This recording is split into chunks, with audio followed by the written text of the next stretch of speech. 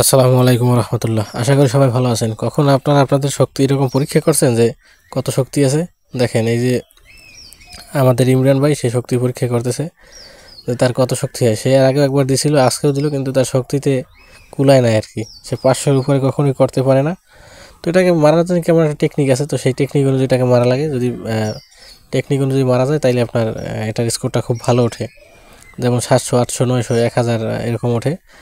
800 এবং 900 উঠলে তাইলে তো আবার আপনার 7 আপ এবং স্পিড দেওয়া হয়। আর 600-700 উঠলে অনেক সময় মামা দেওয়া হয় আর কি। স্কোরের উপর ভিত্তি করে প্রাইস, এই যে কাগজ আছে সামনে একটা স্টিকার, সেই স্টিকারে লেখা আছে যে কোনটায় কত স্কোর করলে কী কী দেওয়া হবে। তো ইমরান সাহেব সে আজকেও ফেলে যে নাচতে নাচতে সে দোকানে চলে যেতেছে। এটা খুব আসলে কঠিন একটা জিনিস না, কিন্তু টেকনিক বুঝে আসলে এটা মারা লাগে। যার মাইন্ড তত টেকনিক্যালি হবে তারটা ততটা সুন্দর এবং বেশি স্কোর উঠবে। তো স্কোরের উপর ডিপেন্ড করে প্রাইস দেওয়া হয়।